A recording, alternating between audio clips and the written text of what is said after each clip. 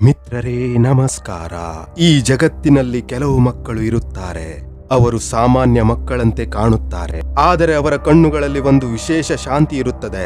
ಅವರ ಮಾತುಗಳಲ್ಲಿ ಒಂದು ಆಳವಾದ ಅರ್ಥವಿರುತ್ತದೆ. ಕೆಲವೊಮ್ಮೆ ನೀವು ಯೋಚಿಸಿದ್ದೀರಾ, ಅದು ಏನೆಂದರೆ ಈ ಮಗು ಇಷ್ಟು ಚಿಕ್ಕ ವಯಸ್ಸಿನಲ್ಲೇ ಇಷ್ಟು ಪಕ್ವವಾಗಿ ಮಾತನಾಡುತ್ತಿದೆಯಲ್ಲ ಎಂದು ನಿಮಗೆ ಆಶ್ಚರ್ಯವಾಗಿರಬಹುದು.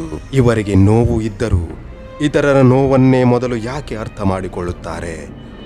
ಇಂತಹ ಮಕ್ಕಳ ಬಗ್ಗೆ ನಮ್ಮ ಹಿರಿಯರು ಒಂದೇ ಮಾತು ಹೇಳುತ್ತಿದ್ದರು: ಇವರು ದೈವಿಕ ಶಕ್ತಿಯನ್ನು ಹೊತ್ತು ಬಂದ ಆತ್ಮಗಳು. ಇವತ್ತಿನ ಈ ಒಂದು ವಿಡಿಯೋದಲ್ಲಿ ನಾವು ತಿಳಿದುಕೊಳ್ಳೋಣ ದೈವಿಕ ಶಕ್ತಿ ಇರುವ ಮಕ್ಕಳಲ್ಲಿ ಕಂಡುಬರುವ 12 ನಿಜವಾದ ಲಕ್ಷಣಗಳನ್ನು. ವಿಡಿಯೋ ಸಂಪೂರ್ಣವಾಗಿ ಕೊನೆಯವರೆಗೂ ನೋಡಿ, ಏಕೆಂದರೆ ಪ್ರತಿಯೊಂದು ಲಕ್ಷಣವೂ ಮಹತ್ವದಾಗಿದೆ. ದೈವಿಕ ಶಕ್ತಿ ಎಂದರೇನು? ದೈವಿಕ ಶಕ್ತಿ ಎಂದರೆ ಮಂತ್ರಮಾಯೆಯಲ್ಲ, ಇದು ಒಂದು ಆಂತರಿಕ ಜಾಗೃತಿ, ಒಂದು ಆತ್ಮದ ಪಕ್ವತೆ ಹಾಗೂ ಇತರರ ಜೀವನವನ್ನು ಸ್ಪರ್ಶಿಸುವ ಶಕ್ತಿ. ಇಂತಹ ಮಕ್ಕಳು ಹಿಂದಿನ ಜನ್ಮದ ಅನುಭವ ಅಥವಾ ಪ್ರಕೃತಿಯೊಂದಿಗೆ ಆಳವಾದ ಸಂಪರ್ಕವನ್ನು ಹೊಂದಿರುತ್ತಾರೆ ಎಂಬ ನಂಬಿಕೆ ಇದೆ. ಲಕ್ಷಣ 1: ಅತಿಯಾದ ಸಂವೇದನಾಶೀಲತೆ. ಈ ಮಕ್ಕಳು ತುಂಬಾ ಸಂವೇದನಾಶೀಲರಾಗಿರುತ್ತಾರೆ. ಯಾರಾದರೂ ನೋವಿನಲ್ಲಿ ಇದ್ದರೆ ಅದನ್ನು ಹೇಳಬೇಕಾಗಿಲ್ಲ, ಇವರಿಗೆ ತಾನೇ ಅರ್ಥವಾಗುತ್ತದೆ. ಕೋಪ, ದುಃಖ, ಭಯ ಇವೆಲ್ಲವನ್ನು ಇವರು ತೀವ್ರವಾಗಿ ಅನುಭವಿಸುತ್ತಾರೆ. ಇದು ದುರ್ಬಲತೆ ಅಲ್ಲ, ಇದು ಆತ್ಮದ ಶಕ್ತಿ. ಲಕ್ಷಣ 2: ಒಂಟಿತನವನ್ನು ಇಷ್ಟಪಡುವ ಸ್ವಭಾವ. ದೈವಿಕ ಶಕ್ತಿ ಇರುವ ಮಕ್ಕಳು ಹೆಚ್ಚು ಸಮಯ ಒಂಟಿಯಾಗಿ ಕುಳಿತುಕೊಳ್ಳಲು ಇಷ್ಟಪಡುತ್ತಾರೆ. ಅವರಿಗೆ ಅದು ಒಂಟಿತನವಲ್ಲ, ಅದು ಆಂತರಿಕ ಸಂಭಾಷಣೆ. ಇವರು ತಮ್ಮ ಮನಸ್ಸಿನೊಳಗೆ ತಮ್ಮದೇ ಜಗತ್ತನ್ನು ಕಟ್ಟಿಕೊಂಡಿರುತ್ತಾರೆ. ಲಕ್ಷಣ 3: ವಯಸ್ಸಿಗಿಂತ ಹೆಚ್ಚು ಬುದ್ಧಿವಂತಿಕೆ. ಇವರು ಮಾತನಾಡುವ ಮಾತುಗಳು ಅವರ ವಯಸ್ಸಿಗೆ ಹೊಂದಿಕೆಯಾಗುವುದಿಲ್ಲ.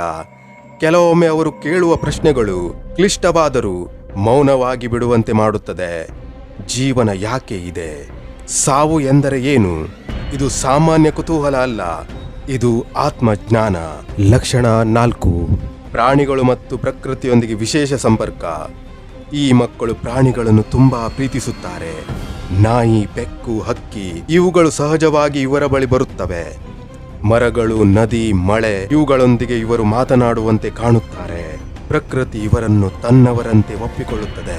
ಲಕ್ಷಣ 5: ಅನಾವಶ್ಯಕ ಹಿಂಸೆಯಿಂದ ದೂರ. ಇವರಿಗೆ ಹಿಂಸೆ ಇಷ್ಟವಿರುವುದಿಲ್ಲ.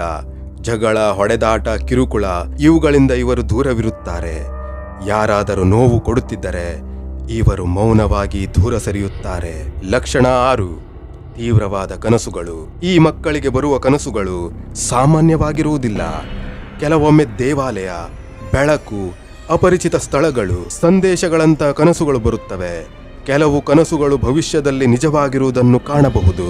ಲಕ್ಷಣ 7: ಸುಳ್ಳನ್ನು ಸಹಿಸಲಾಗದ ಸ್ವಭಾವ. ಇವರು ಸುಳ್ಳನ್ನು ತಕ್ಷಣ ಗುರುತಿಸುತ್ತಾರೆ. ಯಾರಾದರೂ ನಟಿಸುತ್ತಿದ್ದರೆ ಅದು ಇವರಿಗೆ ಅಸಹಜವಾಗಿ ಕಾಣುತ್ತದೆ. ಸತ್ಯ ಇವರಿಗೆ ಉಸಿರಿನಂತೆ. ಲಕ್ಷಣ 8: ಸಹಜವಾದ ದಯೆ ಮತ್ತು ಕ್ಷಮೆ. ಯಾರಾದರೂ ತಪ್ಪು ಮಾಡಿದರೂ ಇವರು ಬೇಗ ಕ್ಷಮಿಸುತ್ತಾರೆ. ಇವರಿಗೆ ಪ್ರತಿಕಾರ ಬೇಕಾಗಿಲ್ಲ, ಮನಸ್ಸಿಗೆ ಶಾಂತಿ ಬೇಕು. ಇದು ಆತ್ಮದ ಉನ್ನತ ಮಟ್ಟ. ಲಕ್ಷಣ 9: ಆಕಸ್ಮಿಕವಾಗಿ ಜ್ಞಾನೋದಯದ ಮಾತುಗಳು. ಕೆಲವೊಮ್ಮೆ ಈ ಮಕ್ಕಳು ಹಠಾತ್ ಒಂದು ಮಾತನ್ನು ಹೇಳುತ್ತಾರೆ. ಆ ಮಾತು ನಿಮ್ಮ ಜೀವನದ ದಿಕ್ಕನ್ನೇ ಬದಲಾಯಿಸಬಹುದು. ಅವರು ಹೇಳಿದ ನಂತರ ನಮಗೆ ಆಶ್ಚರ್ಯವಾಗುವುದುಂಟು. ಲಕ್ಷಣ 10: ಭೌತಿಕ ಆಸೆಗಳ ಮೇಲಿನ ಆಸಕ್ತಿ ಕಡಿಮೆ. ಅವರಿಗೆ ದುಬಾರಿ ಆಟಿಕೆ, ಹೆಚ್ಚು ಹಣ, ಶೋಭೆ ಇವುಗಳ ಮೇಲೆ ಹೆಚ್ಚಿನ ಆಸಕ್ತಿ ಇರದು. ಸಾಧಾರಣ ವಸ್ತುಗಳಲ್ಲೇ ಇವರು ಸಂತೋಷ ಕಂಡುಕೊಳ್ಳುತ್ತಾರೆ. ಲಕ್ಷಣ 11: ನೋವಿನ ಜೀವನದ ಆರಂಭ. ಹೆಚ್ಚಾಗಿ ದೈವಿಕ ಶಕ್ತಿ ಇರುವ ಮಕ್ಕಳು ಚಿಕ್ಕ ವಯಸ್ಸಿನಲ್ಲೇ ನೋವನ್ನು ನೋಡಿರುತ್ತಾರೆ. ಆ ನೋವೇ ಅವರನ್ನು ಒಳಗಿನಿಂದ ಬಲಿಷ್ಠರನ್ನಾಗಿ ಮಾಡುತ್ತದೆ. ಲಕ್ಷಣ 12: ಇತರರನ್ನು ಮಾರ್ಗದರ್ಶನ ಮಾಡುವ ಶಕ್ತಿ. ಇವರು ದೊಡ್ಡವರಿಗೂ ಸಲಹೆ ಕೊಡುತ್ತಾರೆ. ತಿಳಿಯದೇ ಇದ್ದರೂ ಜನರು ಇವರ ಮಾತನ್ನು ಕೇಳುತ್ತಾರೆ. ಕಾರಣ ಒಂದೇ, ಅವರ ಆತ್ಮ ಶುದ್ಧವಾಗಿರುತ್ತದೆ. ಕೊನೆಯದಾಗಿ ಹೇಳುವುದೇನೆಂದರೆ, ನಿಮ್ಮ ಮನಸ್ಸಿನಲ್ಲಿ ಯಾರಾದರೂ ಮಕ್ಕಳ ಮುಖ ಬಂತ, ಬಹುಶಃ ಅದು ನಿಮ್ಮ ಮಗು ಅಥವಾ ಅದು ನೀವೇ ಆಗಿರಬಹುದು.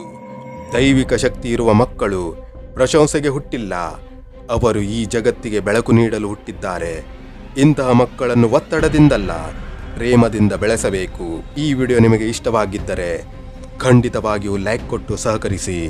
ಇದೇ ರೀತಿಯ ವಿಡಿಯೋಗಳಿಗಾಗಿ ಲೋಕ್ ಡೈರೀಸ್ ಚಾನಲ್ ಅನ್ನು ಸಬ್ಸ್ಕ್ರೈಬ್ ಮಾಡುವುದನ್ನು ಮರೆಯದಿರಿ. ಮುಂದಿನ ವಿಡಿಯೋದಲ್ಲಿ ಮತ್ತೆ ಭೇಟಿಯಾಗುತ್ತೇನೆ. ಅಲ್ಲಿಯವರೆಗೆ ಧನ್ಯವಾದಗಳು ತಮಗೆಲ್ಲರಿಗೂ.